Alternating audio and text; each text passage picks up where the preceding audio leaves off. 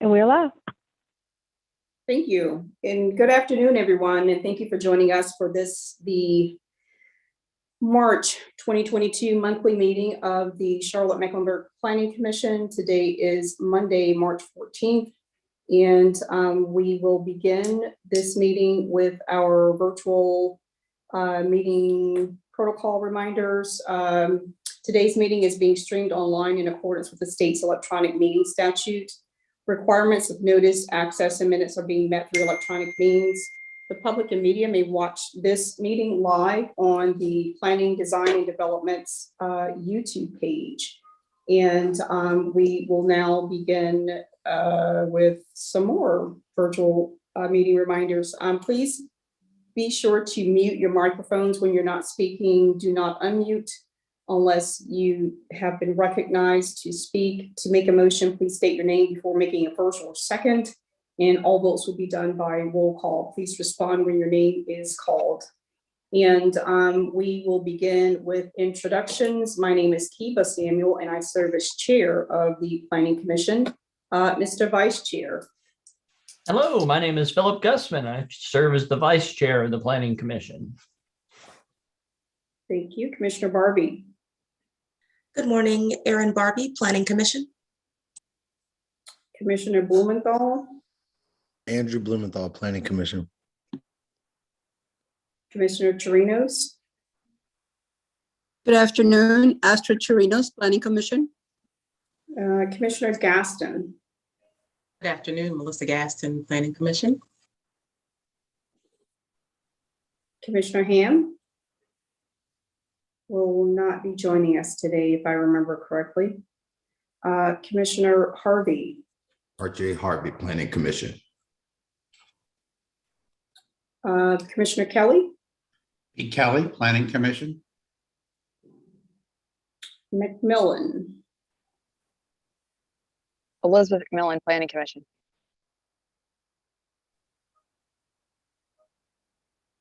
Commissioner Rhodes.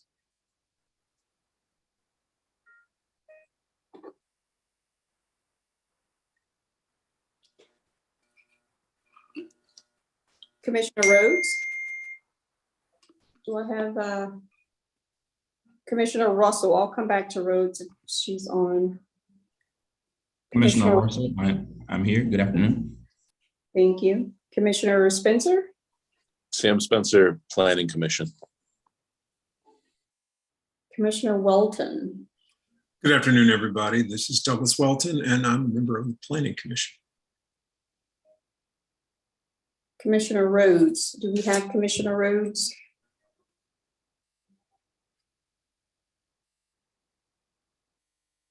Yes, she was on the call. I don't know if she had, I thought I saw her log in. Okay. We do have a telephone that isn't indicated, but. Okay. Okay, well, now we will then begin with staff, beginning with Candace. Candace Rory, Planning Staff. Allison. Allison Craig, Interim Planning Director. Siobhan. Siobhan Davis, Planning Staff. Alicia. Alicia Osborne, Planning Staff. Kathy. Kathy Cornett, Planning Staff. I think we have Krista. Krista Lineberger, Planning Commission, representative for the Historic District Commission. We also have, my photos are moving on me, guys. 1 second. Any other staff members? Good afternoon, Bob Cook with planning. Thank you. And then we have some guests with us today, Mr. Lacaria. Hey, good afternoon, everyone. Dennis Lacaria on behalf of Charlotte-Mecklenburg Schools.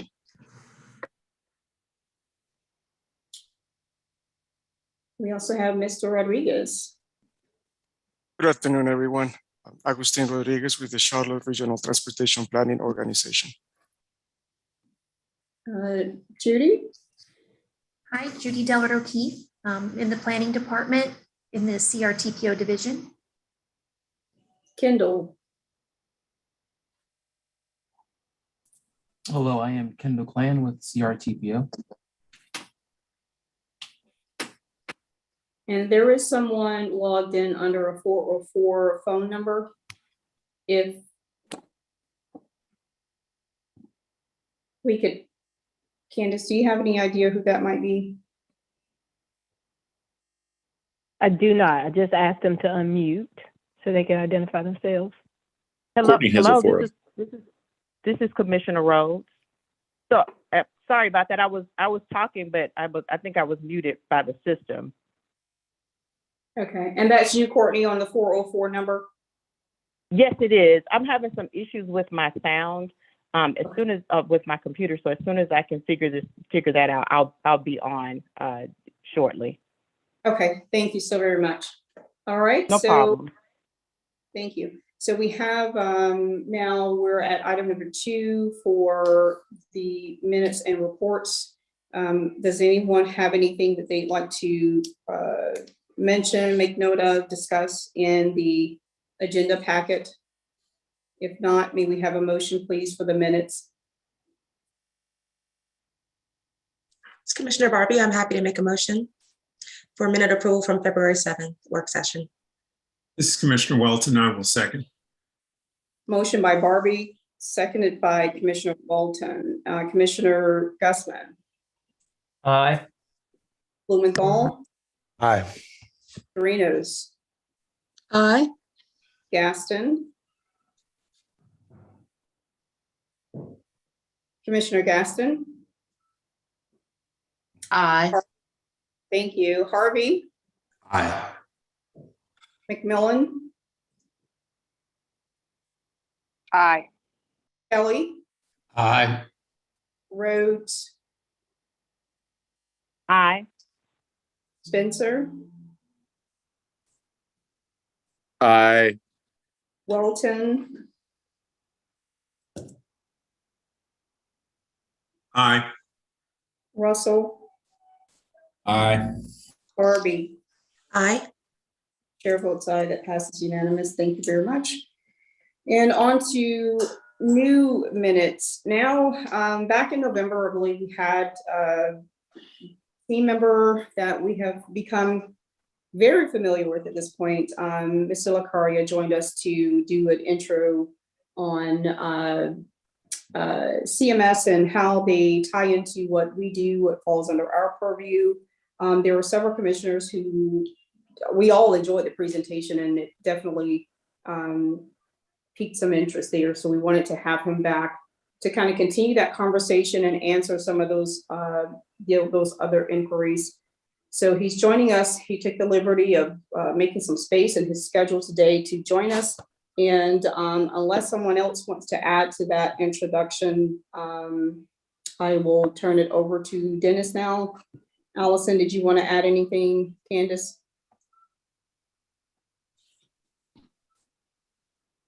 Okay.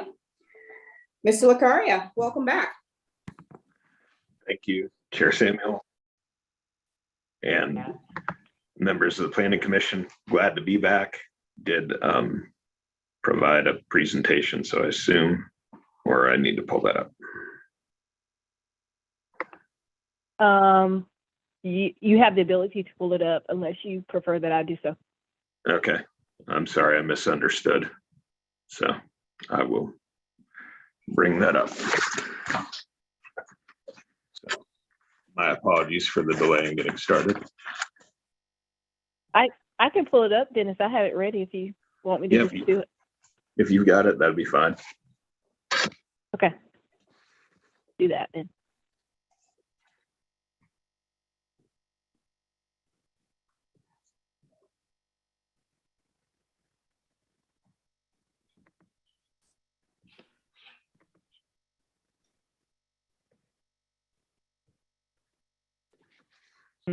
Oh, I said that too quickly.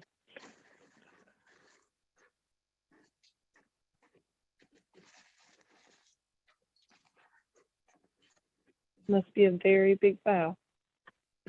It probably is. Oh, here it is.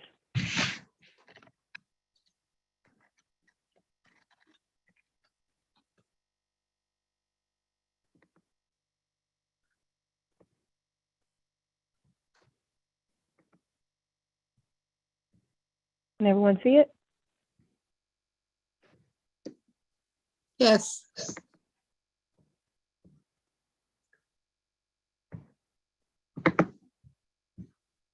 Okay. Here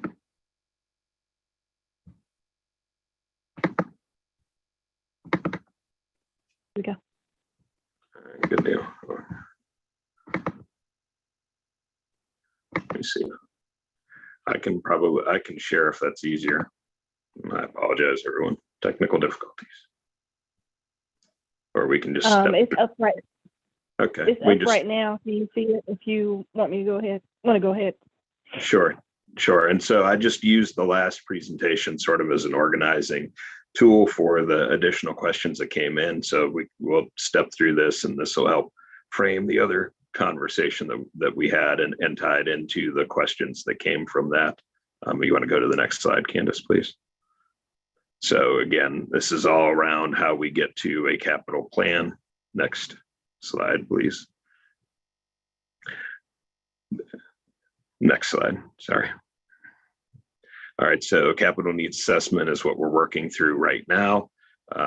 Planning to take that to the Board of Education here in the next month or so, on our way towards, next slide, please. 2023 CIP, a new bond referendum, as we're working through the 2017 bond right now. Next slide, please. And so through the process of that, we take into consideration assumptions, methodologies, and standards. Some of those are internal, some of those are external, and these are where the rubber meets the road relative to some of the questions that were asked. Next slide, please. So internal assumptions include things like the way that we provide staffing to our schools, whether or not we stay with 4-block schedules, things of that nature, some of our programmatic offerings. Next slide, please.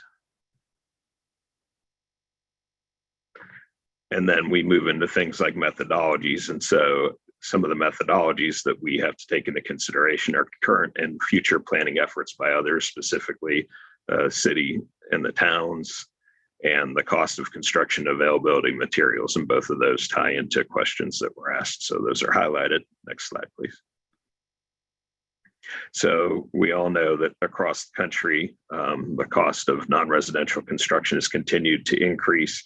This is the Turner Index model, and the base year for this, I think, was 1964, and that year was 100, and that was what everything was sort of centered on. And you can see where things have gone over the course of the last decade or two across the US. Next slide, please. And of course, that's impacted school construction as well. And when the 2017 bond was originally passed, it was an $826 million unescalated bond, escalated to $922 million. When we got to 2020, right at the outset of the pandemic, things were already pretty hard charging, and we were already seeing inflationary pressures that were outpacing what had been estimated for escalation. And so the Mecklenburg County Board of Commissioners actually adjusted the CIP to provide additional escalation and took the overall value of that bond to over $1 billion in money to cover that interest, if you will, on the cost of goods. Next slide, please. And of course, all of that comes across against the backdrop of the rising value of land here in Mecklenburg County. You can see the value has increased significantly over time, and it's not because we annexed any new territory or took over part of upstate South Carolina. That's just the way the property here in Mecklenburg County has been valued through tax revals. Next slide, please. And so as we're working through the other methodologies that we have internally, we have to synthesize the data that we get from others, and we have to take into account our current enrollment and our projected enrollment. Those tied to other questions that were asked as well. Next slide, please. So you can see here, we've had the historic is the line to the left there, and then we have a methodology that that takes into account several factors that we'll go into, but we then project along sort of a high, medium, and low path based on other factors. Next slide, please. So this is a slide that demonstrates our what we call cohort survival. This is one of the things that gets taken into consideration when we're doing our projections. So we take a look at the way that things have behaved historically and weight the most recent years more heavily than years farther back. But we're also able to track how many students stay with us through each grade level. And interestingly enough, if you look at the 9th grade, it's well over 100%. And for a lot of reasons, one of those is that a lot of students will either attend homeschool, private school, or a charter school, or go back to CMS in high school because we have offerings that nobody else is able to duplicate. And so we'll actually see more students arriving in 9th grade than we actually have transitioning inside the district from 8th to 9th grade. So that's something that gets factored in as well. Next slide, please.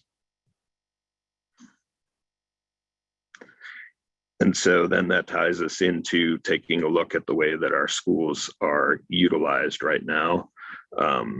And the capacity of each school. And you can see the red indicates schools where we have significant overcapacity issues.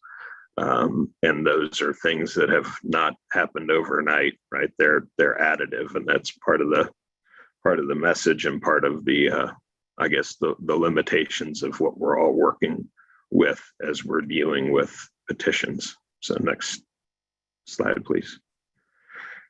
So rezonings, and first I'd like to take a point of personal privilege and thank the zoning committee for their support of our recent rezonings. Those were very important to us for the delivery of the schools, and also I think they were opportunities for shifts in thinking, because a lot of times we see a lot of developments approved that don't have any sort of support for the schools, and we were actually able to provide new housing while at the same time building in capacity for schools. So that was a win for us, and we hope becomes a model that we can work with more as we move on. But the other thing to take into consideration, this was sort of a question around, does the zoning committee adequately address the rezonings? And I believe, the answer to that in the micro level is absolutely. I think the consideration is given point by point, rezoning by rezoning. The challenge that we have is that the outcomes of these zonings are summative, and sometimes you don't have the benefit of seeing the way that things are layered on top of each other. The other challenge for us is that our school attendance boundaries are really city and town border agnostic. So you could have a zoning action take place across an ETJ from the area in which the school is actually located. However, students from that area are attending that school. And so, a decision that's made in Huntersville can impact a North Charlotte school. Conversely, a decision that's made in Charlotte could impact a school in Matthews. Next slide, please. And so, as we're working through our process, we're looking into things like county building permits, we're looking at resident live birth counts, and we're looking at changes by sort of neighborhood and statistical area on the school age population, because what we know is that, population will generate a number of students, and then those students age, and then there's a period of time where there might be fewer school age students in a given neighborhood. But then as that neighborhood turns over and younger families move back in, then you start to see those students be generated by that same neighborhood. So it's somewhat cyclical in nature historically, and so we track that as well. Next slide, please.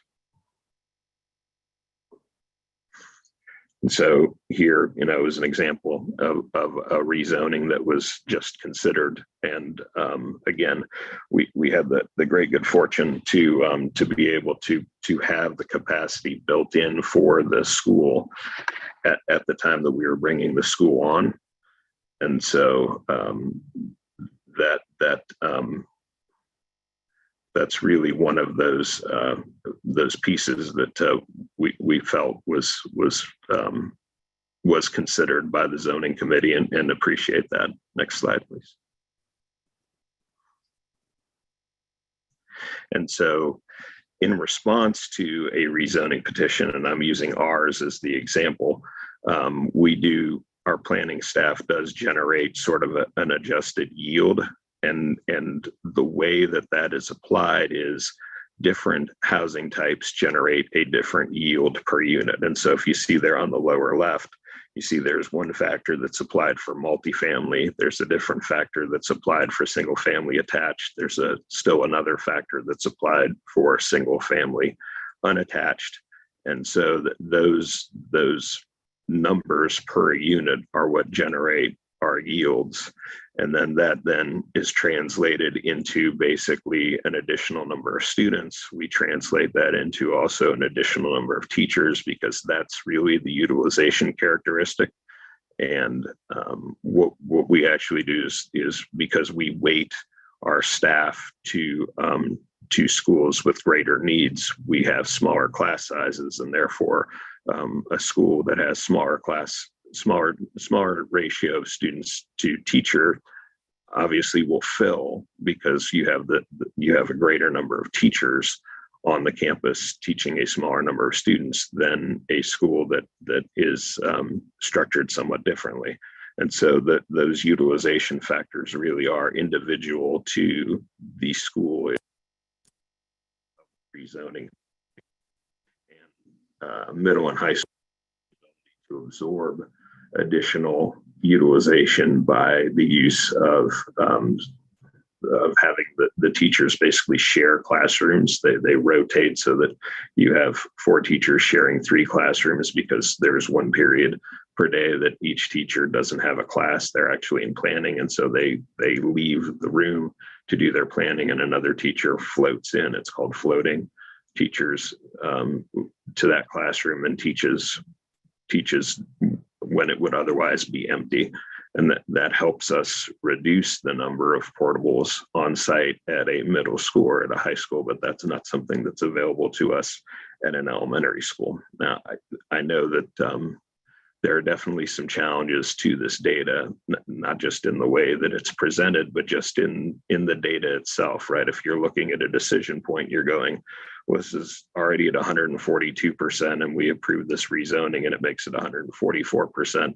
Did we actually make it any worse? And so I understand sort of the tension, and we certainly don't ever want to be anti-growth or be perceived that way. It's just trying to figure out different ways to, one, translate the information so that it could be more helpful, and to figure out ways, because the Board of Education doesn't have taxing authority, unlike the city or the county.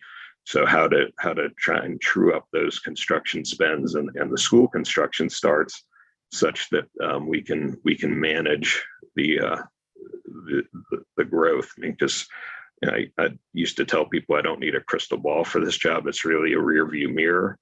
And so we're still in that in some areas. And as we're seeing additional infill and other sorts of changes, increased intensity of residential development, all of those things are going to cause shifts. People behave differently. People, raise families in apartments. This has not been a historically mature real estate market, but it's getting that way.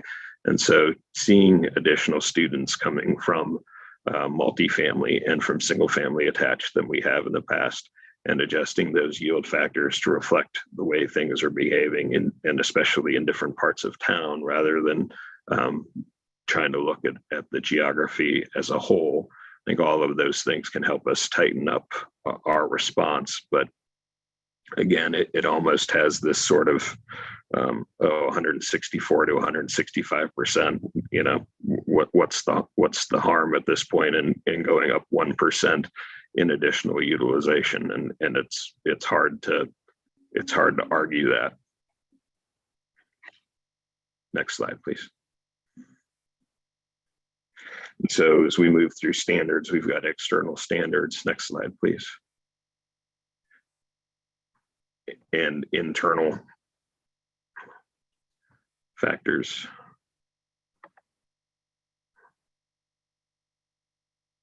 And Pete, I'll come back to your question in a minute if you don't mind. Finish stepping through this. So there was a question about the I guess the greening, if you will, of schools, what we're doing about sustainability and those sorts of things. And so the next slide, please. The first sort of part to that is taking into consideration how many students is actually too many, because as we're working through our school planning and what we're trying to do, we're looking at what is sort of the best number from a management standpoint, from a teaching and learning standpoint. And so folks say, you know, why don't you just keep, you know, adding physical classrooms to a campus? Why can't it be 150 classroom high school? And part of that is that we want to make sure that what we're building is actually manageable. And two, we want to have a plan and work that plan and build for what our desired future state is. So if we say that our goal is to have every one of our high schools at 2,000 students or less, or between 1,800 and 2,000 students, or whatever that factor is, then that's what we want to plan and build to and build for. Next slide, please. And so that comes down to, you know, our current baseline is 45 classrooms for an elementary to 100 classrooms for high school. Next slide, please. And this is Pineville Elementary School, and the inset there demonstrates that this is a clone school. We've built several of these, and in fact, the state of North Carolina Department of Public Construction will allow us to move more quickly on the approval of a design if we're using something that we've used before. This was Charlotte-Mecklenburg School's first and only LEED certified school. Next slide, please. And those are the factors that are taken into consideration on the left side. On the right side was the actual LEED scorecard for that school. And we were certified LEED with 44 of 110 possible points. And we did absolutely nothing different at Pineville Elementary School than we did at any other school that we built in that generation or going forward. So we believe that every one of our schools is LEED certifiable, but without having to go through the process and bear the additional expense, the taxpayer dollar, in order to receive the plaque.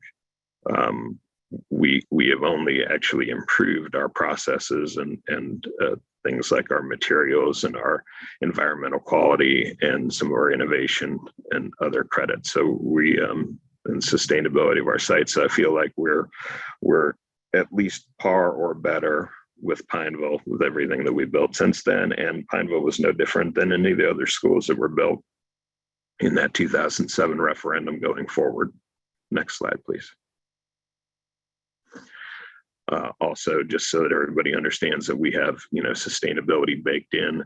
We are the leader in Energy Star certified K-12 schools in the state of North Carolina. And we actually, going back to, I guess that release was in 2012, we were the largest Energy Star partner in Charlotte and Mecklenburg County, going back that far. Next slide, please. So the follow-on question from that was around transportation. And so I think it's important for folks to understand that among the other constraints that CMS has, the state of North Carolina actually has the contracts for the school buses. And so everything has to be bought off that state contract. Next slide, please. And so you can see here the base number for a brand new 71, 72 passenger school bus is right around $100,000. You can get a propane engine if you have the infrastructure to support that for an additional $12,000 to $13,000, depending on the vendor. You could get a DD5 engine from one manufacturer at no additional charge. However, those engines are being phased out because the manufacturer is changing their process. Or you can buy an electric bus for an additional $240,000 to $300,000 on top of that base number, and then you need the chargers and the charging infrastructure to support that. So we are a fleet of 1,300 active buses, and so we have to balance those sorts of challenges and also the ability to charge and keep those buses on the road. Each one of our buses serves 3 to 4 schools in both in the morning and in the afternoon in order to be as efficient as we possibly can with our fleet. So this is just another one of those sort of things that are in tension right now. Next slide, please. And just wanted to hit real quick again the equity piece. Next slide. And how we are working through that as part of the work in the capital plan. Next slide, please. We've created an educational environment index. Next slide, please. That's an input to the rubric that we will be using for ranking our projects. Next slide, please. This is that rubric in its current plan. As we're working through this, and we'll be taking this to the Board of Education with potentially some other changes. Next slide. So again, a lot of questions to answer. I hope that we've addressed some of the most pressing ones that you've had. Next slide, please. And again, we've got to all bear in mind that everything that we're doing here is about the students that we serve. Next slide, please. That's my contact information. Next slide, please. Information on the bond projects and on our master plan as we move forward. And that will basically conclude my presentation. Thank you so very much for, I'm sorry, was that Candace? Okay, thank you, Dennis, for abbreviating as much as you could that presentation. I know there's a lot of information that you brought forth today that probably raised even more questions. So I'm glad that you shared with us your contact information again. I will request, Candace, if it's possible, that we could get this presentation distributed to the commission. As Mr. Lucaria was working through some of those slides, I know that he wanted to dive a little bit more in depth, or at least be able to have folks absorb the information that's on the slide, and time commitments prevented some of that. So if we can get that shared to the entire commission, that would be most helpful. Does anybody have any pressing questions for Mr. Lucaria? And will you still raise hand feature, please?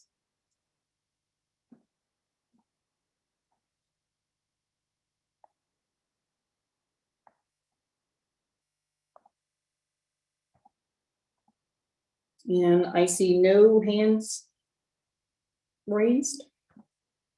I see Pete Kelly.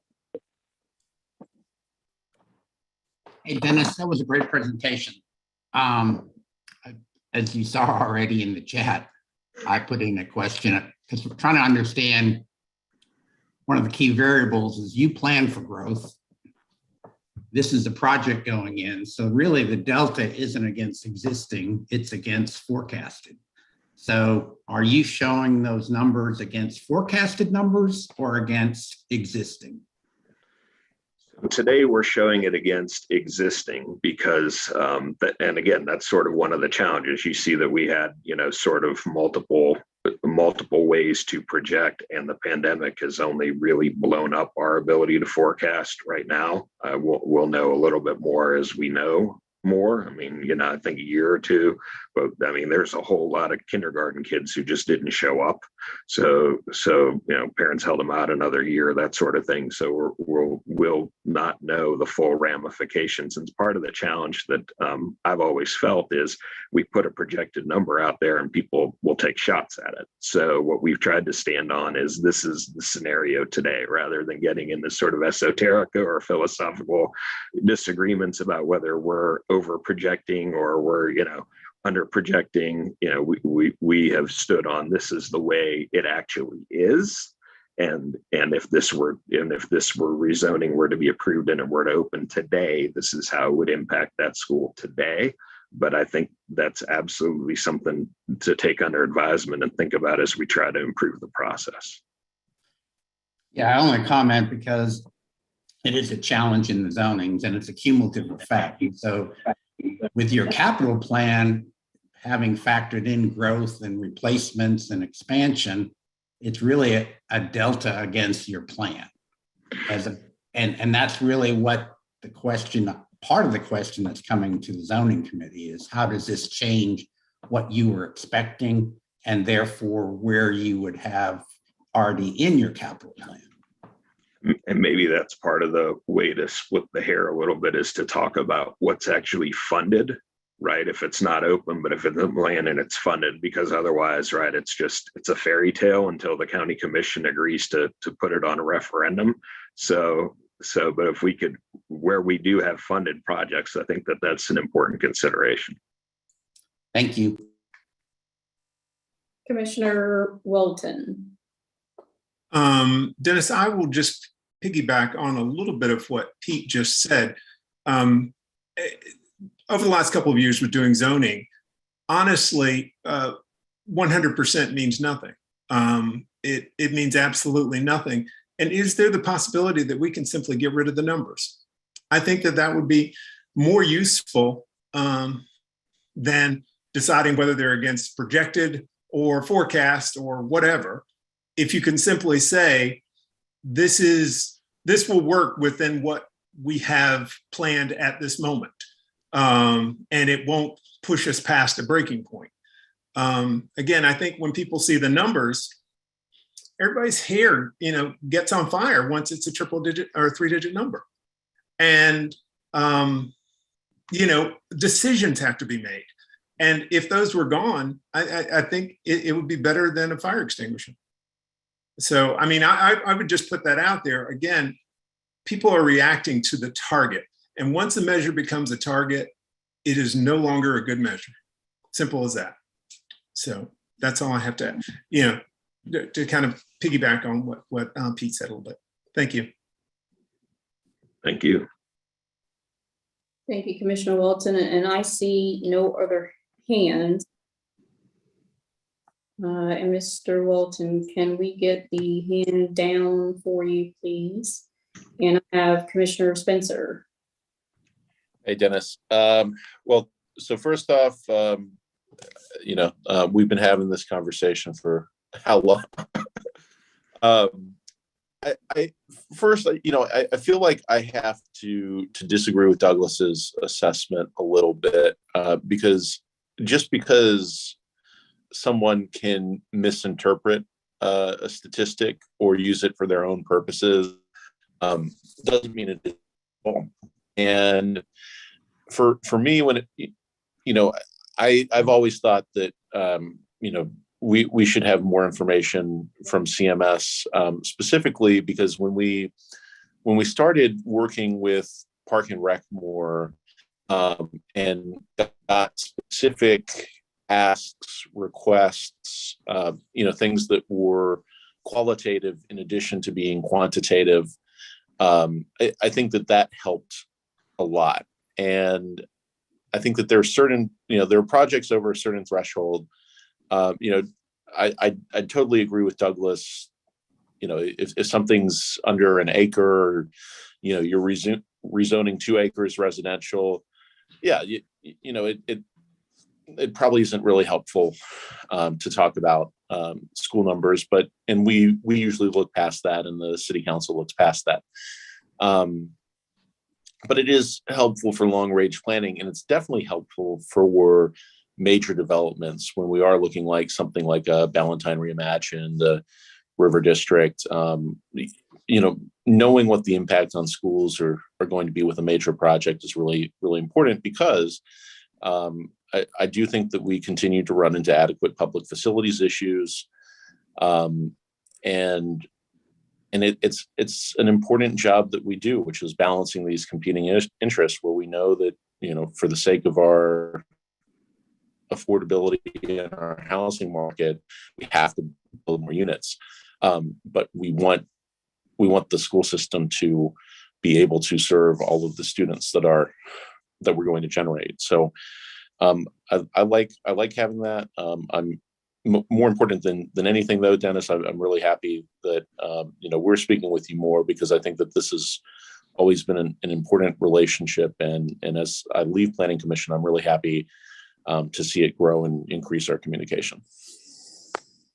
Thanks. I appreciate that. And I've appreciated the opportunity, and I'll come every month if you'd like. So I'm happy to do that. Be careful what you state for the record, Mr. Lucaria. It's on the record, and I'll try not to bring a PowerPoint every time, Chair Samuel. Thank you so very much for joining us.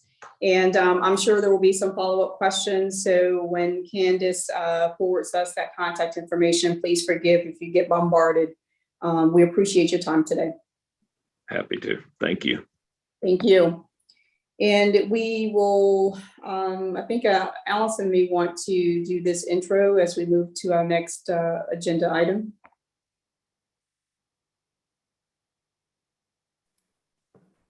Thanks, Kiva. I appreciate it. I'm actually, Bob, if you were on, do you want to tee Augustine up?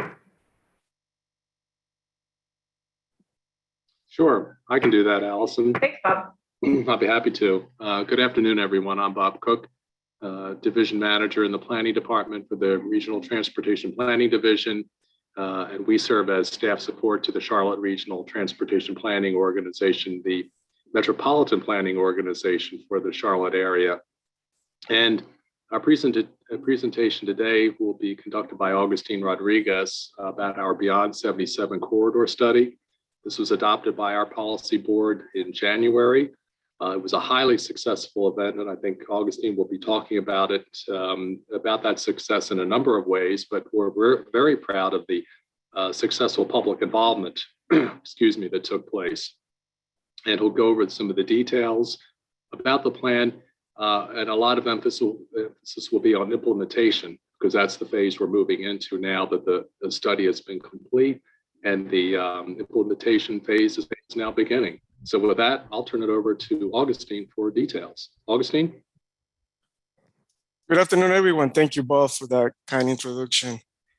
Pretty happy to be here. Can everyone see my PowerPoint, the PowerPoint?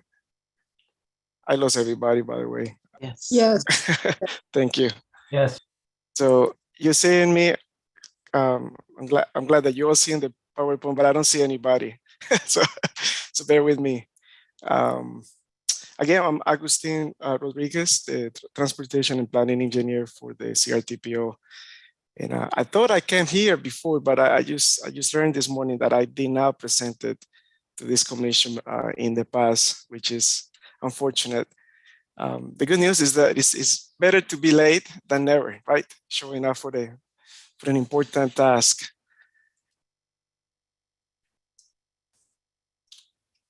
The outline of my talking points for this meeting, I'm gonna go over the Beyond 77 overview, then run over the study's intention, go over the timeline and public engagement, the deliverables, and where we are today in regards of the implementation of this study.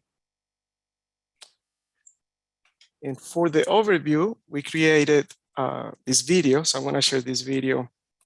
It's about 3.5 minutes long. The Charlotte Regional Transportation Planning You all hear Organization is that? creating. The audio from the video? Yes. Yes. Plan for the I-77 corridor to move residents forward. a plan that will accommodate regional growth while meeting transportation needs of today. The history of Interstate 77 begins in 1957. The Federal Highway Administration had a vision of connecting Port Huron, Michigan to Charlotte. In 1969, the plan was updated to reflect current limits from Cleveland, Ohio to Columbia, South Carolina. By the 70s, the Charlotte metro area's population had increased by 33% over 10 years, and small segments of I-77 were completed throughout the region. Today, I-77 is the most important north-south corridor in the Charlotte metropolitan area. The vision for the Beyond 77 corridor study originated in 2013 when the CRTPO called for a study of all travel corridors, including I-77 from Charlotte to Statesville. It is the interstate, but also all of those other routes within that footprint, within that corridor, and all of the connections as well. On top of that is all of those other facilities that we oftentimes don't think about it, but your side connections, sidewalk connections, greenways, your bike lanes, and so on, as well as your bus routes. In March 2014, the 2040 Metropolitan Transportation Plan also recommended the evaluation of the I-77 corridor to determine how best to use funding to relieve current and projected congestion, increase transportation options, improve connectivity and equity, and decrease the gap between land use and transportation needs. I travel by car, bus, and walking, and I think the most important thing is the time consumption of how I travel to my places back and forth. Just make sure that it's safer for travels. Like the roads aren't all that great, so make sure we fix those. So that's kind of the number one reasons why people take longer to get to the place they need to be.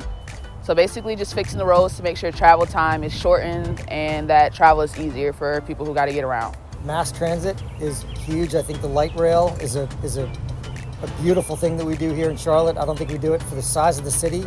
We should be doing a lot more, and I know we're planning it, but I think I'd like to see a lot more of that. I mean, we really can't go forward without really having a comprehensive plan for mass transit, and light rail I think is a great way to go.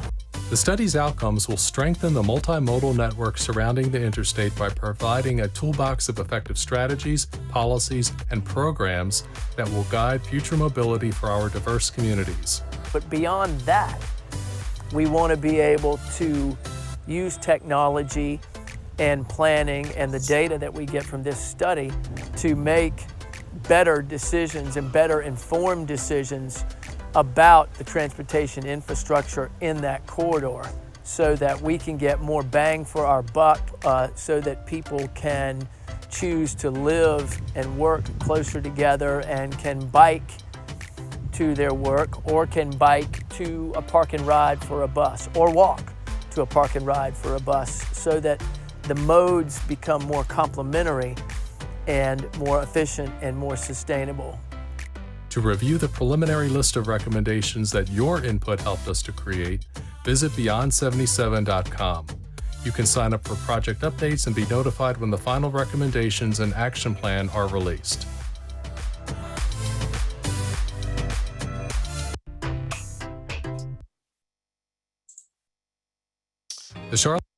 Well, that video is a little bit outdated now, since the adoption, as Bob Cook mentioned, the study was completed and adopted by the CRTPO board almost 2 months ago, back in January.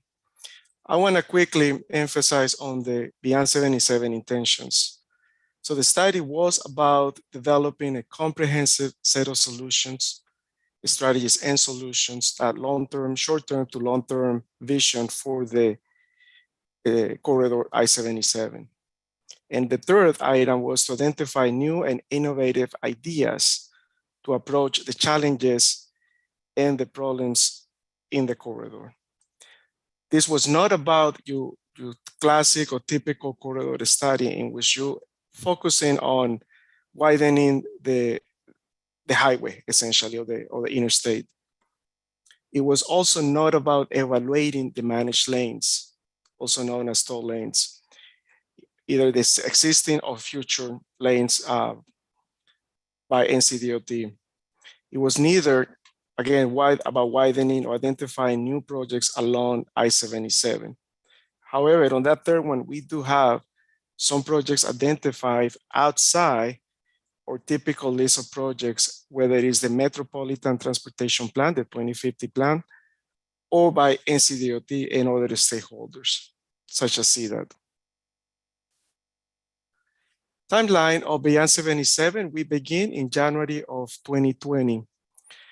With the first phase of collecting data, we evaluated over 400 plans and studies, going all the way back from 2010, ongoing studies, and even future plans.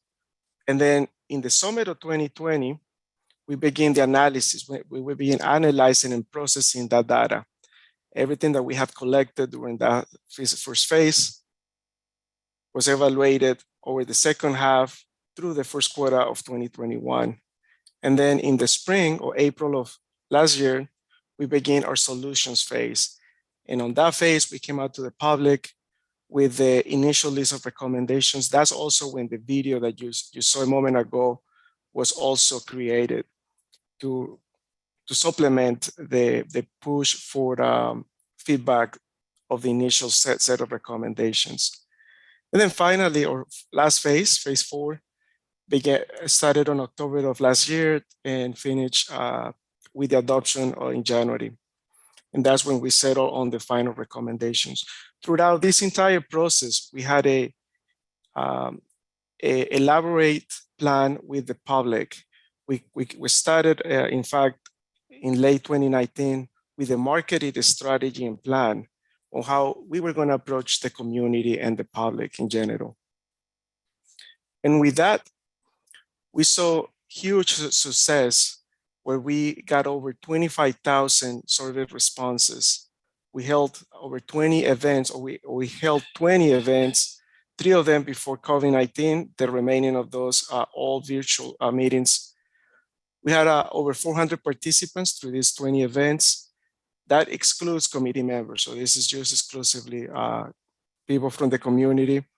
We received more than 3,000 comments during this period, more than 180,000 social media engagement, and more than 100,000 web sections on our website, beyond77.com.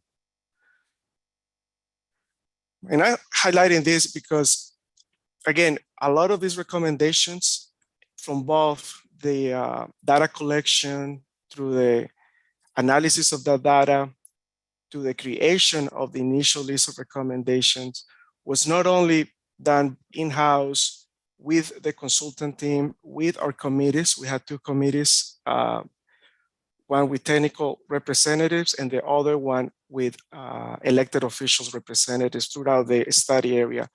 But the third component of that creation of recommendations was the public. As you can see, more than 25,000 responses throughout this study.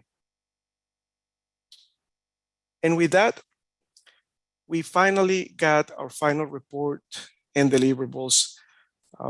We had the main report on our website, and thank you, Judy, the little kid. She has posted some of the links where you can find the final report.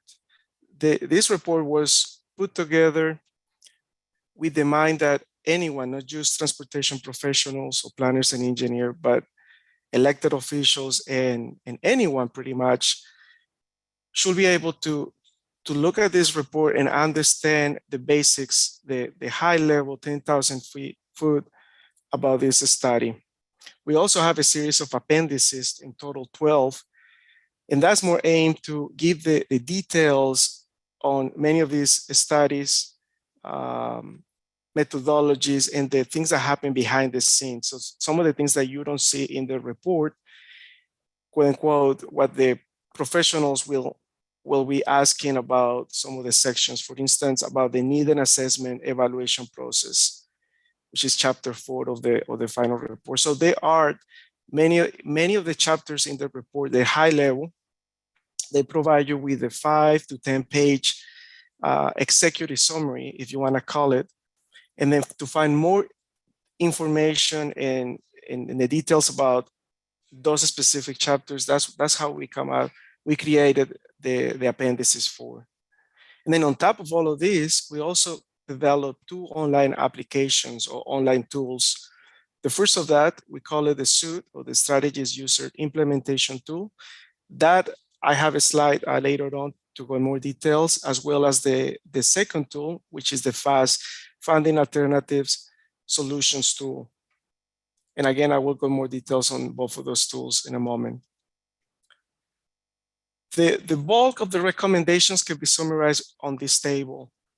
We broke down a total of 286 individual recommendations into essentially 4 different categories regarding the type of strategies or solutions they are.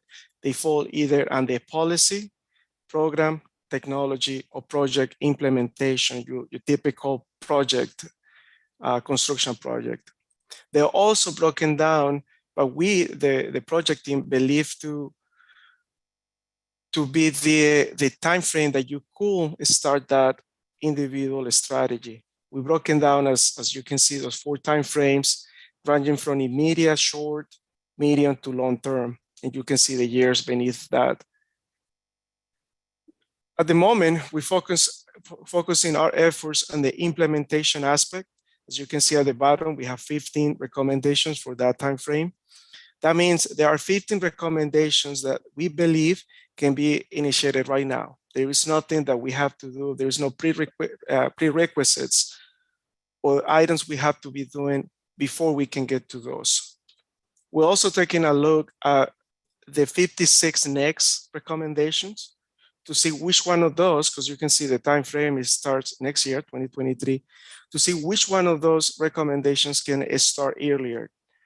Again, the assumption here is that there are some prerequisites or there are some major items that we have to do, or something that you have to do in order to start that specific line item. Now, to navigate through that list of recommendations, like I say, 286, we developed SUIT, or again, the Strategies Users Implementation Tool. This is an online application developed exclusively to review the 286 strategies and solutions. The 3 main items or targets of this tool are, number 1, to be able to research and get familiar with the list of recommendations by either key area, mode of transportation, or location throughout the corridor. The second one is to know more details about that specific line item. And the third one is to build a custom toolbox to your agency or jurisdiction. As you saw in the video, we cover 68 miles from north to south and 6 miles from west to east in the corridor. The second tool focuses on the funding alternatives, and the project team developed 6 short-term that can be identified within the FAST, and then 3 from the long-term, as you can see below that, those 3 bullets.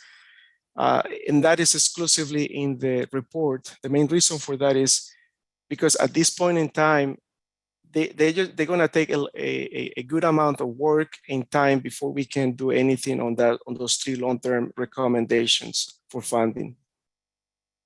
So the FAST, or the Funding Alternatives Strategies tool, was created to be able to compare the trace-off between both, or between all of the 6 recommendations that we created. Moving next to where we are today, the implementation plan. We're working on a task force group that is going to be having a kickoff meeting in the next couple of weeks to then take on the implementation and look at those 15 recommendations that I addressed a moment ago. So they're going to be looking at that, the second bullet, the first group of recommendations, as well continue the dialogue and coordination about the alternative funding. We also continue coordination with the agencies and jurisdictions along the study area, such as NCDOT, Central Lina, the Charlotte Transit System, and the Charlotte DOT and other. We also continue to coordinate with other initiatives, such as the Connect Beyond Transit Study, the 2050 MTP, looking at the strategies from the CRTPO strategic plan, Idaho County Transportation Master Plan, and any other ongoing initiative throughout the planning area. And with that, I conclude my presentation. I know that I put a lot on this group, but I'd be happy to answer any questions or comments that you might have.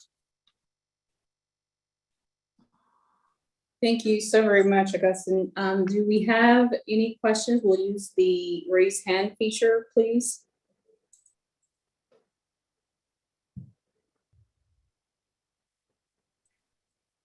And we have Commissioner Chirinos and then Commissioner Kelly, please. Thank you, Madam Chair, and thank you, Agustin. That was an excellent presentation, and I haven't seen it. As a matter of fact, I didn't even know it was happening, and you've been doing it for a while. So this is excellent for us in rezoning and planning.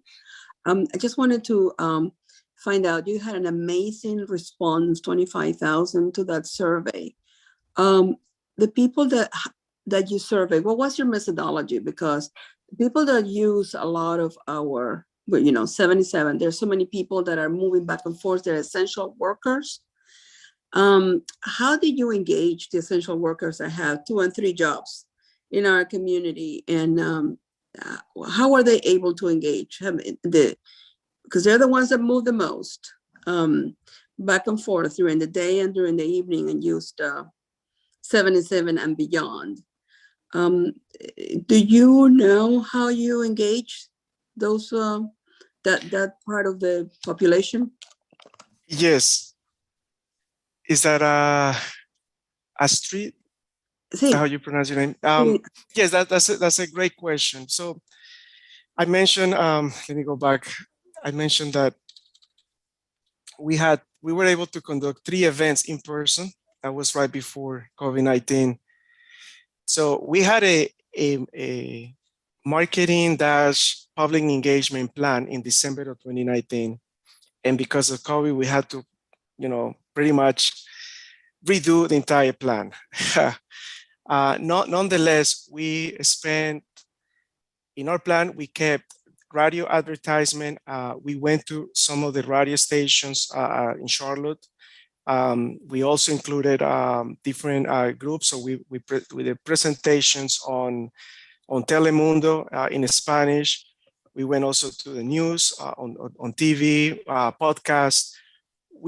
We had to find different ways other than in person because of COVID throughout this duration. We also utilized social media, and through social media, we were able to target a specific group. So I remember for the second phase, which was the summit of 2020, we noticed how from phase 1 to we had a poor level of participation from minorities.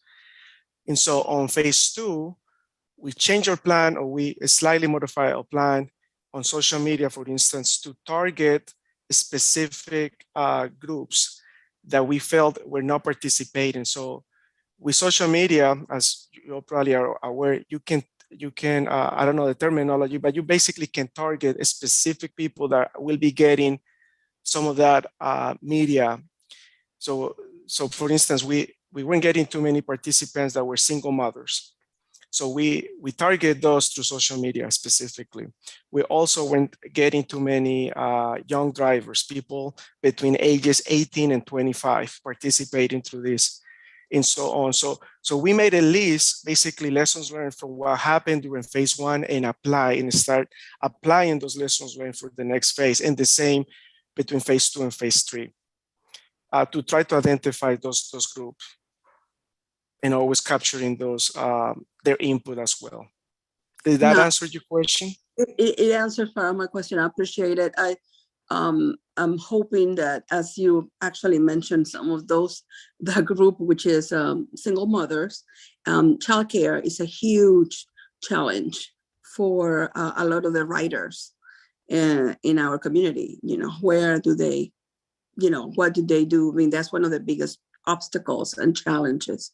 So I just, that's one part of the reason of my question. What did they respond in terms of the usage? And you don't have to answer that to me. We could just take that later, whether this study is looking into all the complementary services, same thing as Mr. Zakaria was talking about, Dennis was talking about, you know, how can we create complementary services, and not just the transportation part, but how can we facilitate sustainability for the rider in their needs. So I don't know if that is part of your study, but I would like to, if it isn't, I would like to suggest for it to be integrated.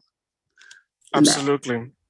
No, it is. One of the 6 key pillars of this study was to also look at the correlation and the gaps between transportation planning and land use planning.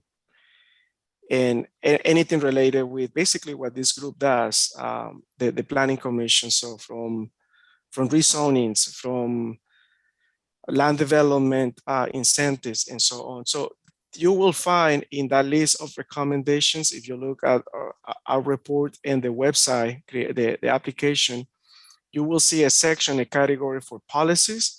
You can, and then you can do a filter by a specific, like land use, and you will trim it down, those 286 down to that specific number of items for policies pertinent with rezoning or land use or non-transportation, your typical transportation area.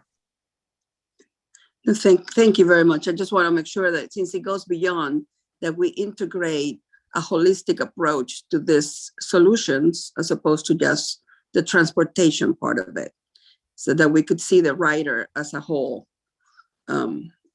not just from one point to another, but what are the services that are needed, perhaps, you know, on 77 or with any of the other complementary services or any of the other, how is it aligning with the county, with CMS, with you know, the industry, with you know, all of those. That is not just taking people from one point to another, which is very important as we're growing. But I do appreciate how thorough you have been in this presentation. So I look forward to talking to you further. Absolutely, I'll be happy to do that. Gracias. Thank you, Commissioner Chirinos, and we'll wrap up this section of our meeting. We've got about 55 minutes remaining for our meeting today. Commissioner Kelly, please.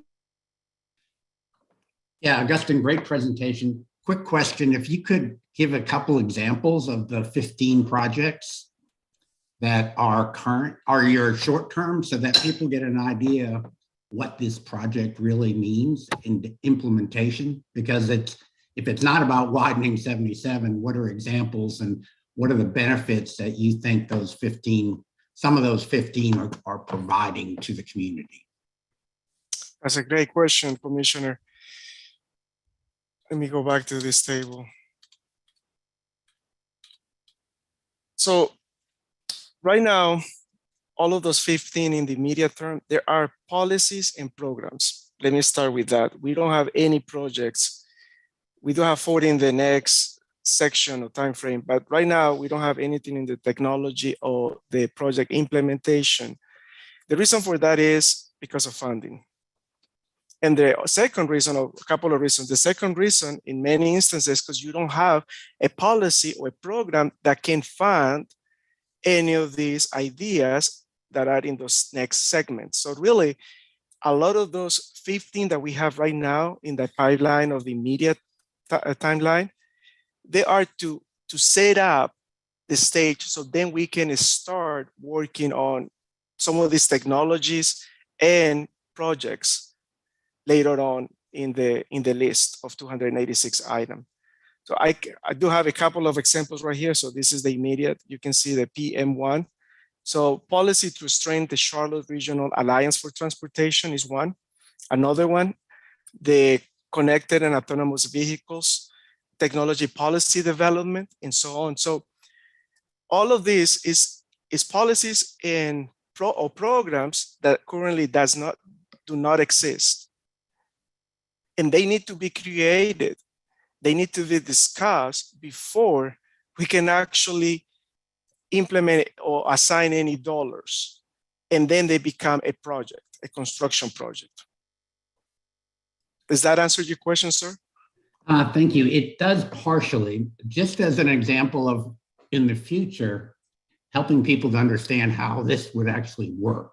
So imagine funding being available, which is a big assumption.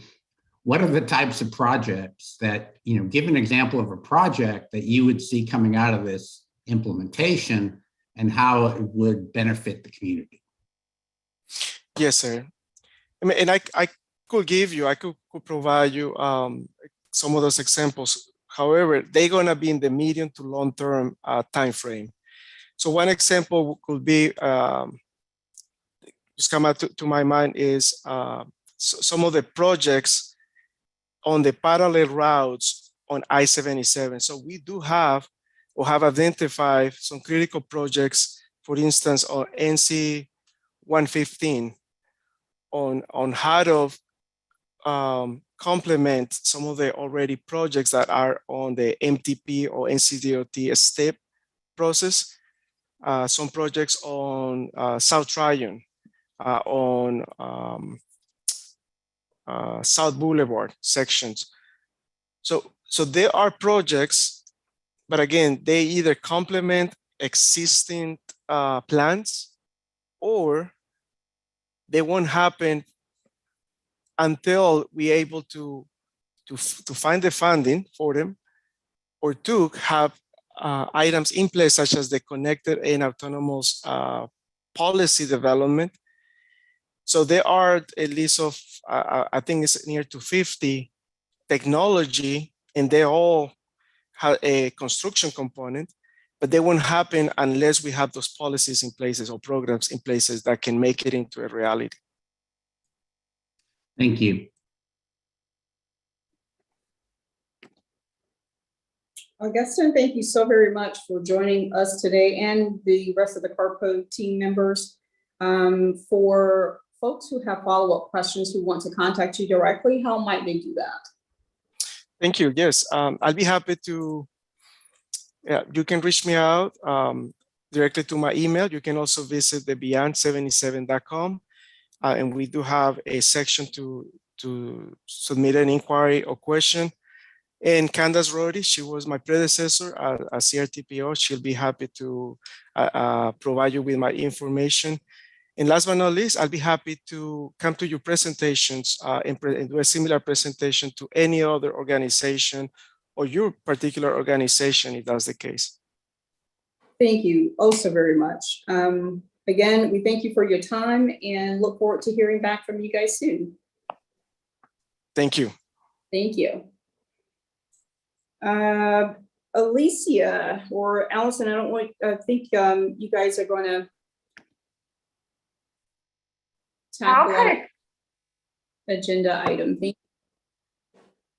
Sure, I'll kind of tee this up for Alicia. So the next two presentations are on the policy map, and this is a really important next step of implementing the comprehensive plan, really translating the comprehensive plan's place-based policies to specific geographies.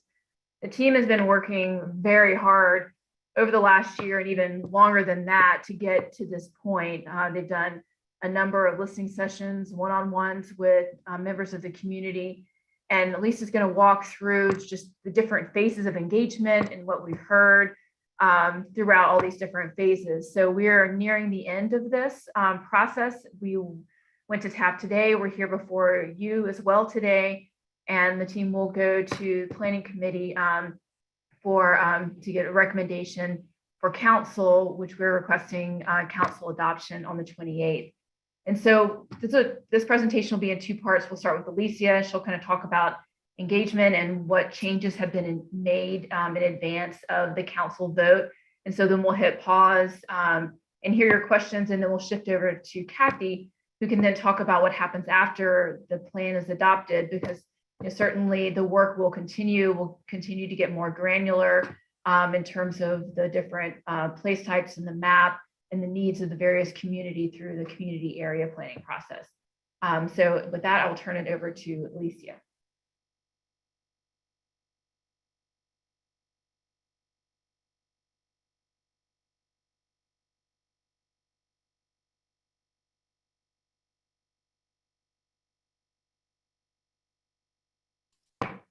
Is Alicia still with us?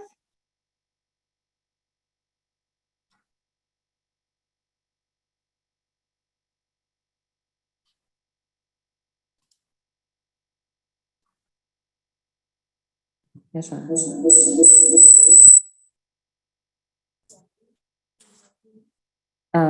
He is.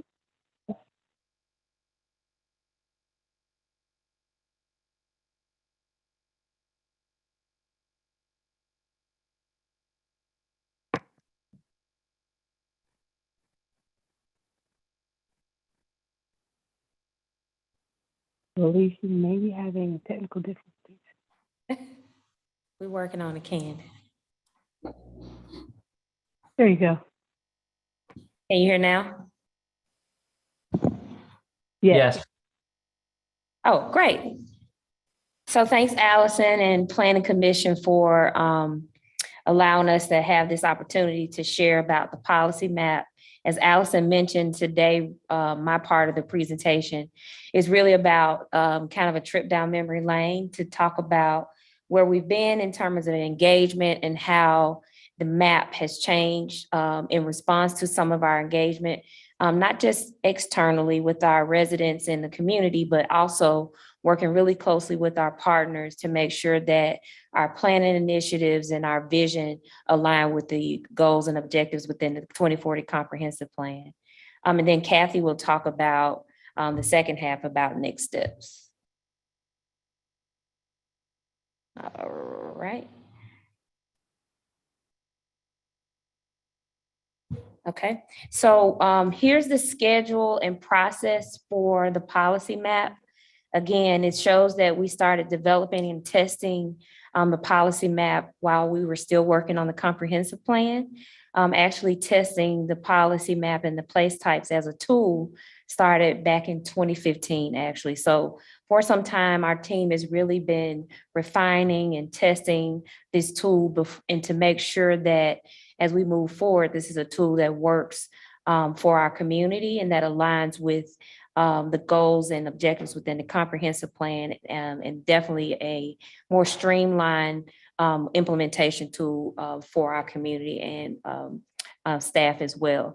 So the project has 3 big phases. We kicked off in July with our engagement, and then November, that time we produced another version of the map, kind of the first draft of the map, and then producing 2 drafts in January as well as February.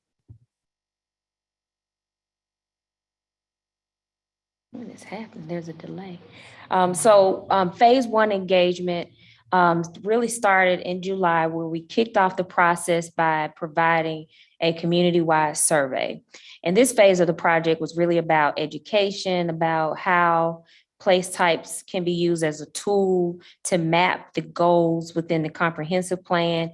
We sent out a postcard to every resident within Charlotte.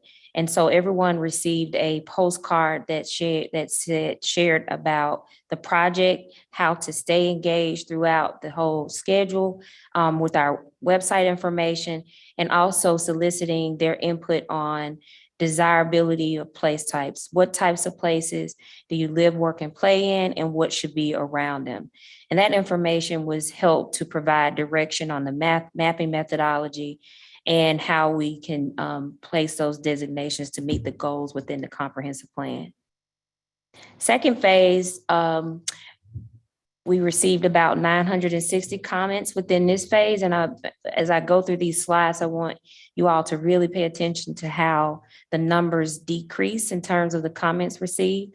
I think it's really important for us to understand that within each phase, education was a really big part of our engagement. We were teaching people and ourselves about how the place types really interact with our community, how it helps us to achieve our visions and goals as it relates to the comprehensive plan. So as we continue to have this dialogue, fewer people were asking questions about what is this and what does it means to me, what it means to me. And the conversation started to shift to how might we make this a really good tool to achieve our goals in the future. And so some of the feedback we received in phase 2 were into 2 big buckets, technical revisions and community-driven revisions. They really were all community-driven, to be honest, because a lot of what we heard from the community resulted in some technical changes to the mapping methodology and mapping approach. And then some of our community-related revisions are just things that we heard directly from the community. The whole point of engagement is understanding that we may be planners, but our community supplements our work and we complement each other by sharing knowledge. And they have the knowledge of where they are, the changes that they're feeling, and how they want the community to grow. So we really rely on them to make our work better. So here's some of the technical revisions. And I'll just point out a few. Lots of words on this slide, but this is a slide we've shared before. But I wanted to point out that one of the biggest technical revisions we had to make, and we continue to make, is that the existing zoning that's on the ground, that translation to place types is as accurate as we can have it. As you know, there are well over 50, maybe over 75 different zoning districts and land use classifications, existing land use classifications that we had to translate into place types, and to make sure that we understood what was on the ground, how it translated to what we wanted to see in the future, and that those tools are speaking to each other. We also wanted to make sure that the most recent rezonings were a part of the process. My camera's not on.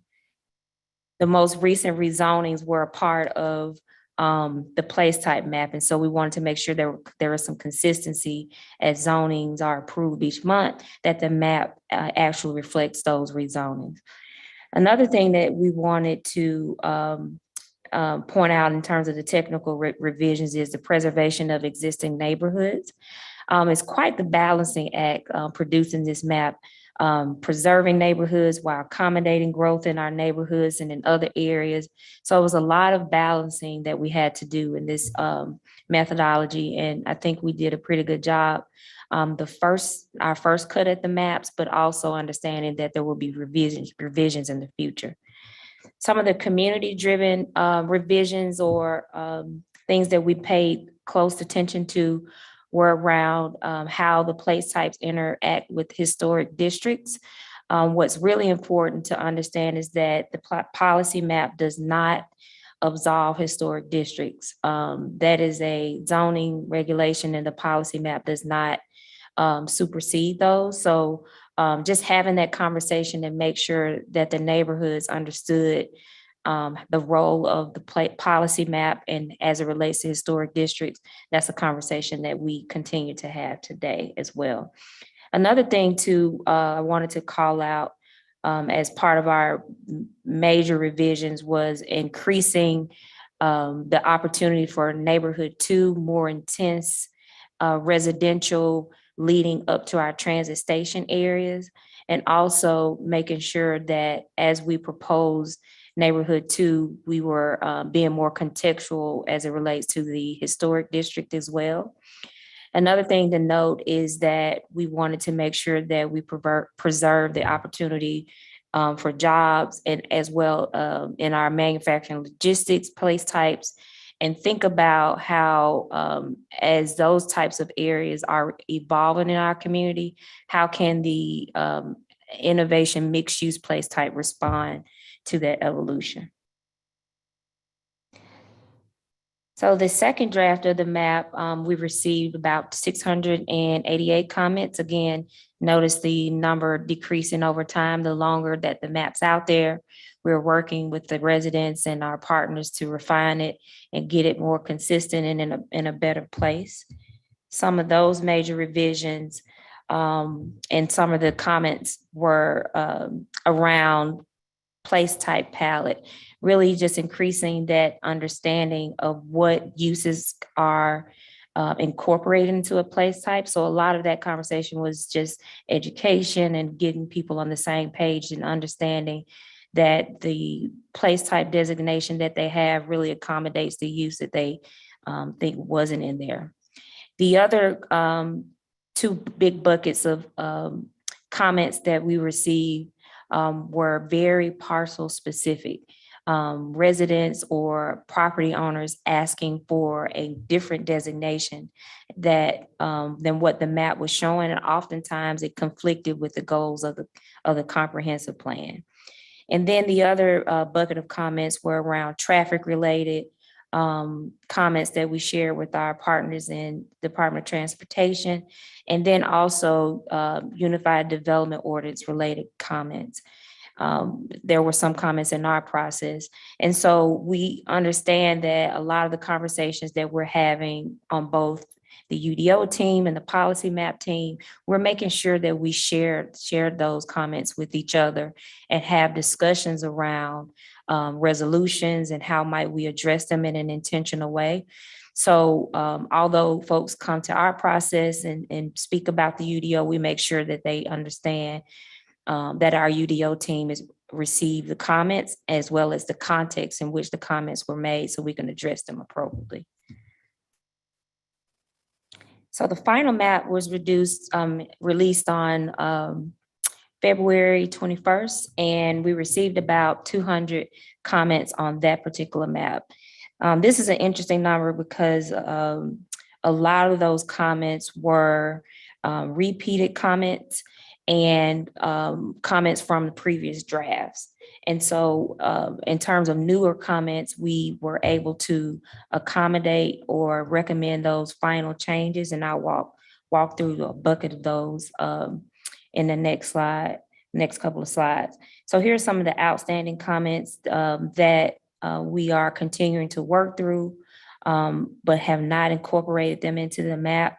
Neighborhood 1 preservation, some people wanted higher density and sometimes neighborhood center identified on a single parcel. And so in those instances, our neighborhood 1 preservation rule for the mapping methodology trump those requests.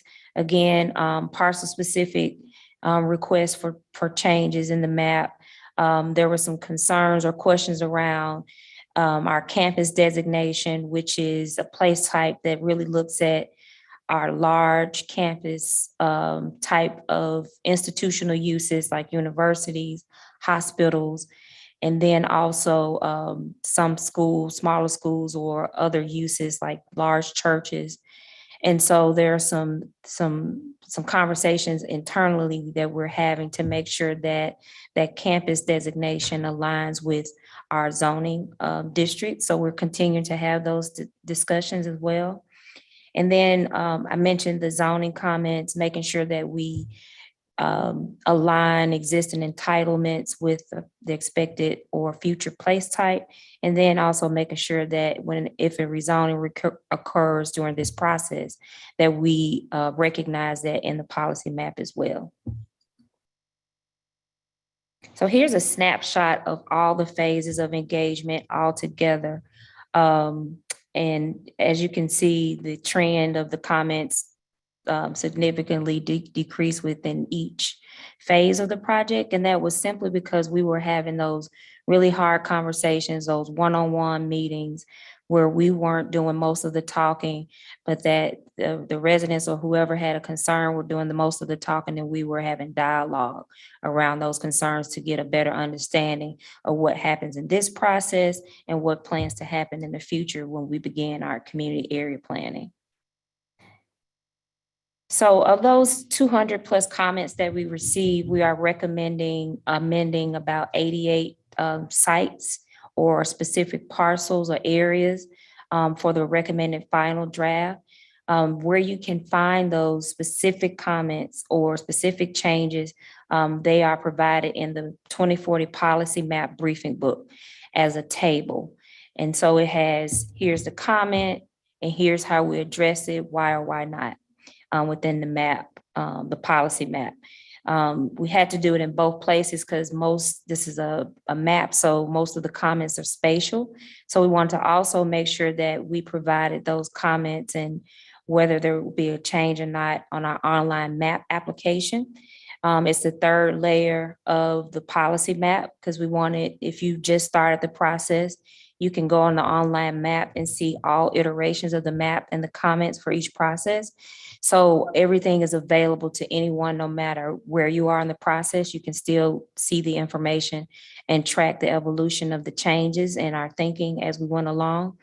And also there is a log of all the comments on our website as well, from each phase or each iteration of the map. So we wanted to make sure it's completely transparent and that if people wanted to see how their comments were addressed, it's all out there on our website at cltfuture2040.com. So those changes that I mentioned of the 200, responding to the 200 plus comments can be categorized into two big categories. Entitlements, I mentioned making sure that we align the zoning and what's approved with those. And then also looking at thresholds which is essentially when do you go from one place type to the next, and understanding how that and where that particular parcel or area is located, that it is in consistent with the goals of the comprehensive plan. So here's a slide that summarizes the place type by percentages. And this is comparing our existing tool to the map that we have, the final recommended map, and then the various iterations are in the middle. Key points about this map is to understand how we are increasing our growth in our activity centers. You can see that is the colors that are not yellow or orange. So commercial, neighborhood activity center, community activity center, and regional activity center. Those areas are where we are concentrating most of the future growth. And also pay attention to the purple on the map. That's our manufacturing, logistics, and our innovation mixed use place types, which are where most of our jobs are expected to grow. So we are increasing that opportunity as well. And also note the green, which is our parks and preserves, that is identifying where our community and regional parks are, our trails and greenways, really making sure we are providing where the future green infrastructure is to grow to support our growth in activity centers as well as in our neighborhoods. So next steps, we just gave a update to Transportation and Planning Council Committee today, providing an update to you all today as well. And also we're going to Planning Committee tomorrow, requesting a recommendation for adoption, and then to Council on the 28th for adoption of the policy map. And at this time, I'll pause and take any questions you may have.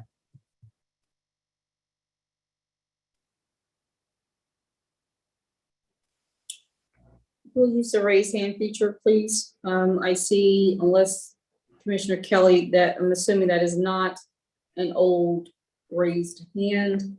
We have Commissioners Russell and Kelly. We'll take Commissioner Kelly first.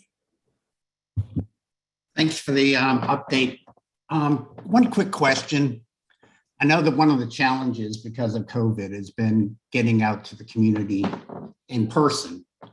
And there's some concern still brewing around, particularly from the Charlotte Community Benefits Coalition, which is a large number of groups that are concerned that there has not been adequate communication and engagement with folks in the Crescent.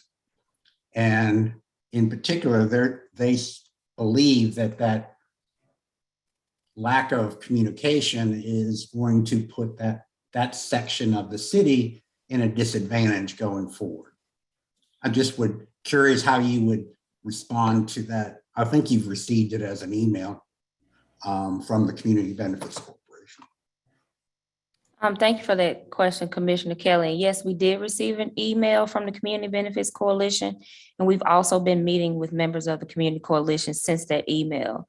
We've met with Reverend Garner Mullis. I hate to mispronounce her name, but we talked to her about what her concerns were, and in regards to the email that was sent and moving forward. And her biggest concern was around how this map advances the goals within the comprehensive plan, and that we have leveraged their input from the comprehensive plan, and how her questions were around how do we plan to continue leveraging their engagement moving forward.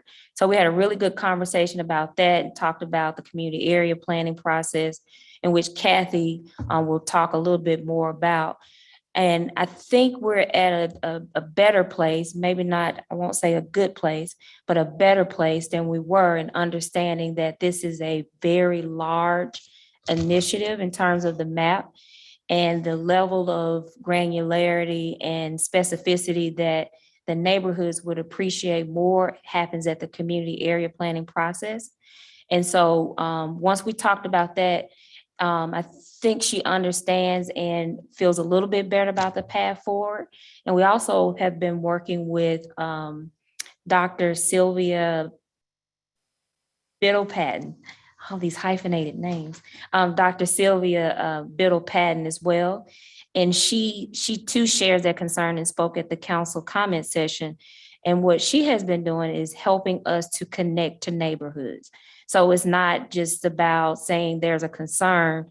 She's actually reached out to us and is scheduling meetings for us to meet with specific neighborhoods in the Crescent. And so that's the type of, partnership that we appreciate and look forward to in this process and all the processes moving forward. And so we have more meetings scheduled with her and to help us to connect with the community in the future. Thank you. You're welcome. Commissioner Russell? Yes, staff, thank you for that. Alicia, quick question for you. So I saw on one of the slides, there was a quote that to ensure preservation of neighborhood 1. And then later on in that process, you identified that roughly 55% or 55.5, or we'll just say 56% of Charlotte is in the N1 place type. And so understanding that, and I don't know if you've taken a look at what N1 is in the zoning, but N1 is fairly restrictive. So I'm wondering, is it wise to have a policy that says you're going to protect 56% of your land from any type of development other than single family housing, which is what N1 is? So I mentioned at the top of my comments, and thanks for that question, because we have been having some discussions around that. A lot of the growth comes from increasing housing diversity within our neighborhood 1 designation. So it's not just your traditional single family. There is an opportunity to provide more housing types in more places, so that there is a difference in how we traditionally have defined the single family neighborhood to what the N1 designation allows. So it's more housing diversity, housing units in more locations than not. So it's a little bit different and provides more opportunity. I also mentioned at the top of my comments that a lot of the residential growth is intended to occur within our activity centers. So it's a mixture of uses that allow for more Park Once environments, more reliance on transportation, multimodal transportation options beyond just single vehicle occupancy. So it's a combination of both. So I mentioned it's quite the balancing act. We needed to make sure that we preserve the neighborhoods, but then strategically allow for more housing growth or households to grow in other place types as well. So that is intended to happen in the activity center. So it's quite the balancing act. Yeah, understanding that it's Right. I just wanted to follow up with this real quick. Understanding that it is a balancing act. I Mhm. don't know that it would be wise policy to say that you're trying to protect neighborhood one. Also, I think that you might want to go and take a look at neighborhood one. It's restrictive, and I don't think you're going to get the housing diversity that you're aspiring to in N1 as it's currently written. So just a thought. I looked at it. Thank you, Commissioner Russell. We have Commissioner Gusman, and then we'll hear from Kathy Cornett. Thanks. I'll be quick. Thank you. Just want to thank staff. The changes even in the last couple of weeks, or the continued work you've done in the last couple of weeks, sounds very helpful and encouraging going forward. Apologize. And I know Planning Committee is looking forward to digging into this tomorrow and getting a recommendation down. That'll be it. Thanks. Thank you. Alicia, was that the end of your part of the presentation? Yes, and I'll turn it over to Kathy.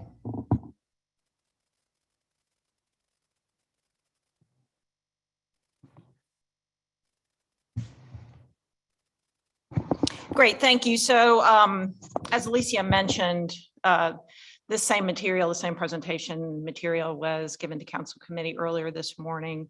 And the theme of this portion is really the planning continues. So adoption of the policy map, similar to the comprehensive plan, is not the end of planning, but really the entree into much more planning. So with the hopeful adoption of the policy map at the end of this month, followed by the adoption of the UDO hopefully this summer, we, as with the policy map, have been working, in the background while we've been working on the map. We've been working to develop what these next steps are going to look like. So a lot of work has been going into the first annual report, which we're coming up on.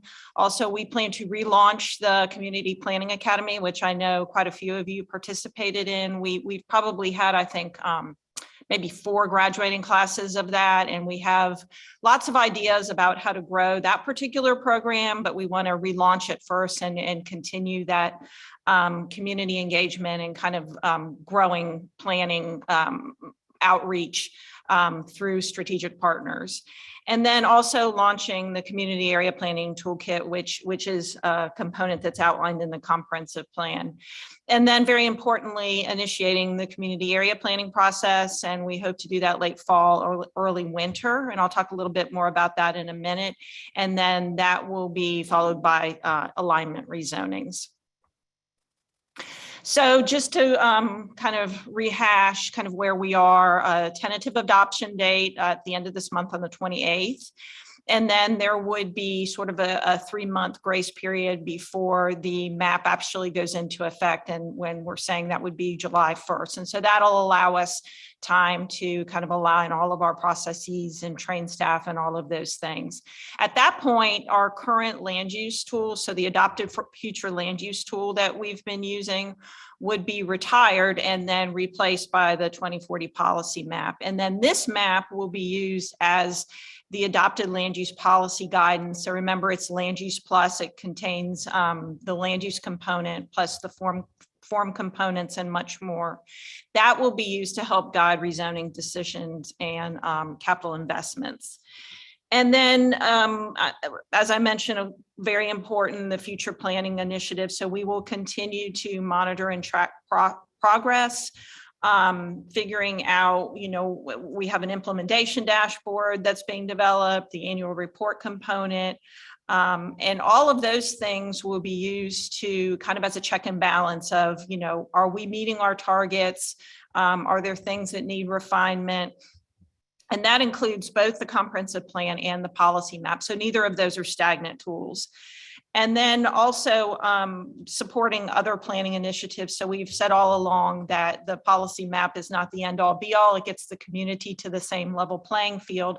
But we do realize, and a lot of the questions we're getting are more granular and at the community area planning process.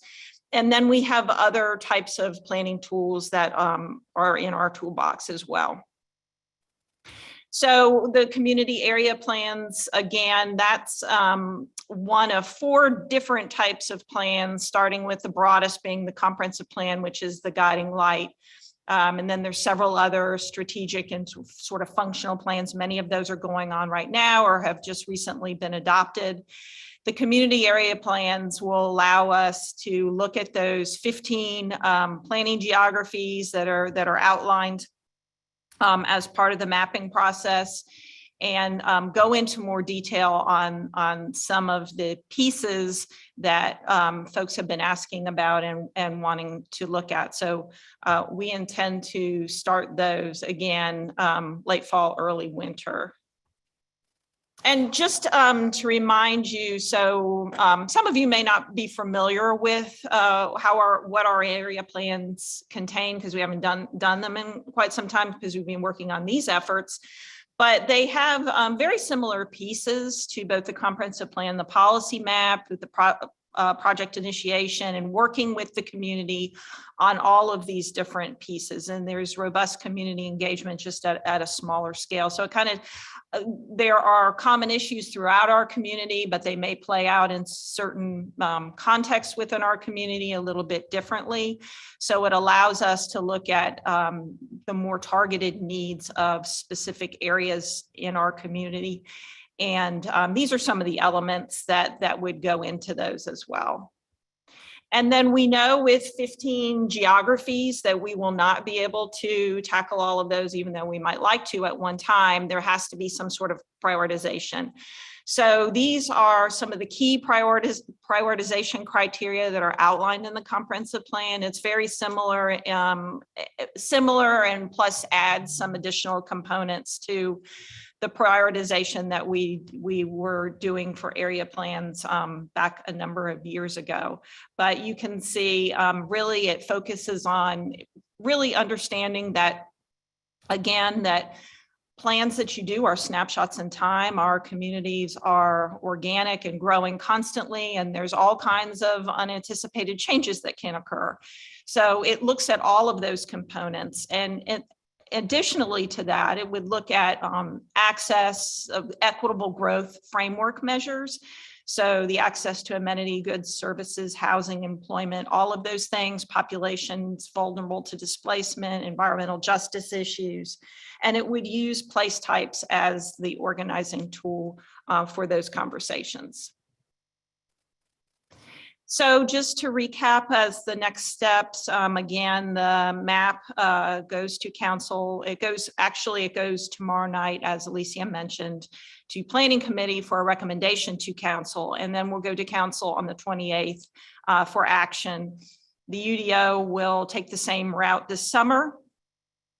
In the summer into the fall, we'll be working on the annual report or releasing the annual report, launching the Community Planning Academy, and then same with the community area planning toolkit. So we've got a whole lot of work ahead of us, and then we will initiate the community area planning process closer to the beginning of next year. And I'm happy to answer any questions that you all may have.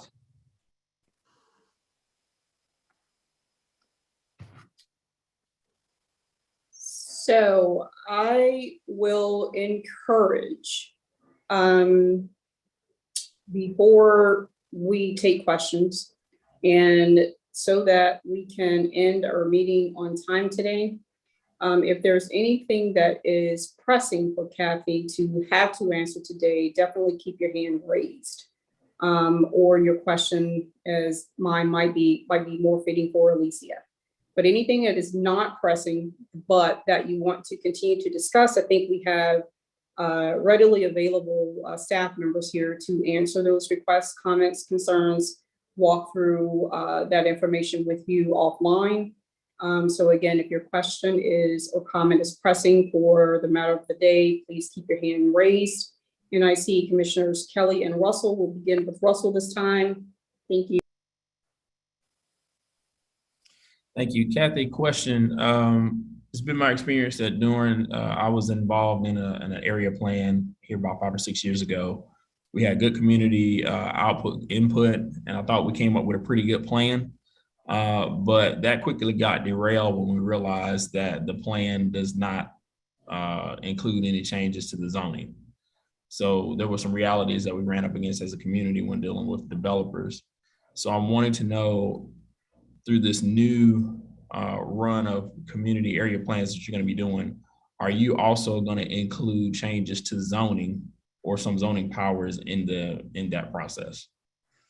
So because of, it's very timely as to where we are with the zoning alignment that will be happening. So those things, it makes sense for us to pair those two elements. So I think us having new, more modernized tools will help some of those frustrations that you may have experienced. So those things will be paired together, yes, through the community area plan process. And this is obviously not something that we'll be able to complete in, a couple of months or weeks. It'll be a 2-year process more than likely. All right, sounds promising. Thank you. Commissioner Kelly. Kathy, if you could just go back a slide, please. One of the things that I think is going to be challenging for the community is, and you sort of glossed over it a little bit, of how to actually align the UDO approved zoning districts to the existing, and how in particular we're going to handle conditional, because those are not going to be mapped one-to-one. And those are where the issues in the community are going to most be felt, because as you mentioned earlier, neighborhood 1 is a pretty broad category. You can be anything from an A to an H, I think are the right letters. But it's really important that people understand that step of the process that would occur after the UDO adoption, because that's when the actual rezonings matter, because that's what's going to drive, once you've done that mapping, that's what a rezoning would be from. So we need to make sure that that's visible and understood by the community, because I do think it may cause some issues and concerns that heretofore haven't been understood. Yeah, but thank you very much for that comment. And I can't, the zoning mapping will have its own methodology and public engagement similar to what the policy map has done, but I can't speak to what the details are around that. But do you hear your comment? I know Allison is on the line too, and I don't know if she has anything additional she might want to add.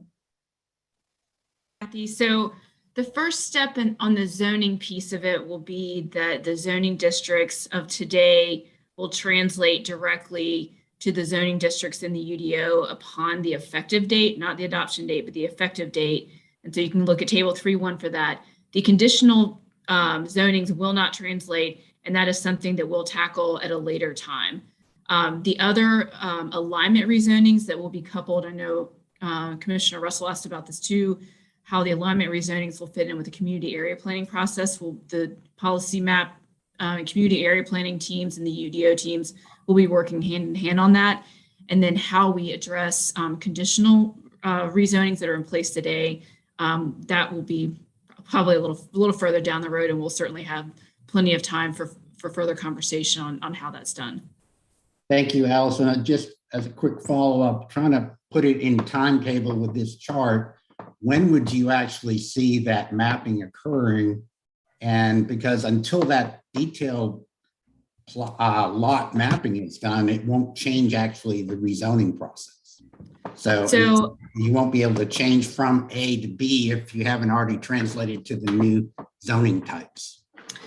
That's a great question. And I think that's probably one that we can come back and follow up with the commissioners at a later time on just the rezoning process for a conditional, for the properties that have conditional zonings in place today. I mean, they'll certainly continue to operate under those conditions now, but then, as we address future rezonings, we will be looking to the policy map for guidance, but certainly we'll have some interim phase between now and when the community area planning process is done that we'll have to use as criteria for future rezoning requests. And Dave touched on that a little bit this past Monday at council, and we can certainly have him come back for a future presentation if that would be helpful to the group. Thank you. Thank you. Question for Kathy. In what, you may or may not know, or maybe Alicia knows, in what order might we start tackling community area plans? I heard that little giggle back there. If that's a question best answered offline, I'm accepting of that. Did you go to the criteria? Yeah, let me, we do have prioritization criteria that we will be using to help determine who goes first, because as I mentioned, as much as we might want to do all 15 at once, we don't have the capacity or resources to do that. So these criteria, which include the Equitable Growth Framework addition, that'll help us to make that determination. Okay. If I could just jump in really quickly too, just to say that in this upcoming budget, we are requesting additional consultant dollars as well as staff resources to help with this process. So I'm happy to have any help advocating for those to help staff on what is a large task ahead of them. Consider it done. Thank you. And then my second question, I will definitely reserve for an offline response. Changes to the policy map. I think one iteration of the policy map, we were thinking maybe an annual or biannual review for changes, but I think recently I've heard in presentations to council that there may be opportunity or reason for us to revisit or make changes mid-year. So I just want to get some additional detail on that before planning committee's recommendation tomorrow. So Alicia or Kathy, I may shoot you guys a separate email on that. Having said that, on now to our final agenda item, which is it's more notes that I have to remind everyone. If you have any feedback that you want to have, let me back up. As is the charge of the planning committee, it will be their recommendation or not tomorrow that will drive staff's next level to council. So if you have any feedback for the planning committee prior to their recommendation, which is right now it's scheduled for tomorrow. They're meeting tomorrow at 5:00 p.m. So if you have any feedback, commissioners, that you want to have the planning committee consider in their recommendation, please get that to the planning committee chair and vice chair today in order for it to have a chance for timely review and consideration before tomorrow's recommendation. Again, that feedback should be sent to the chair and vice chair of the planning committee. That's Phil Gusman as chair and Erin Barbie vice chair. The last day to submit comments also for the UDO is March 18th, which is this Friday. This Friday. So I just wanted to remind everybody of that. Thank you for those of you who were able to participate in the ULI panel and interview process. I think I saw at least 7 commissioners, Gaston, Russell, Chirinos, Walton, Ham, Gusman, and Kelly. Thank you guys for taking time out of your day to participate in that process regarding the Silver Line. And Commissioner Blumenthal, Barbie, and Chirinos, I believe. Commissioner Blumenthal, please correct me if I'm incorrect, but the 3 of you currently are working on the environmental and sustainability update. And I just wanted to just formally announce that I don't think I ever did. There is, we've now established there's an official subcommittee for our environmental sustainability. It's a subcommittee now, and I just wanted to make that announcement publicly. I would definitely encourage us to consider making that a standing subcommittee for the Planning Commission. But for this work program, 2021-22 work program, that subcommittee is officially established. This is March, and it is time again for us to start considering nominees and nominations for executive committee. Next month, we have to appoint and name a nominating committee. So those commissioners who have interest in serving on the nominating committee, please send myself and or all of the executive board, your interests, your email of interest or note of interest in some shape, form, or fashion, no later than the 27th of March, please, if you don't mind, by the 27th of March, if you are interested in participating in the nominating committee or being a part of the nominating committee, please send us an email. Mr. Vice Chair, is there anything that you wanted to add or news? I don't think so, but you definitely get anyone, any comments that you want to make sure planning committee sees regarding the policy map. Certainly, please get that to us. We've got a very serious and important decision to make tomorrow, and we could certainly all benefit from the words and advice of our fellow commissioners. Thank you. Thank you. And if there is nothing else for today's meeting,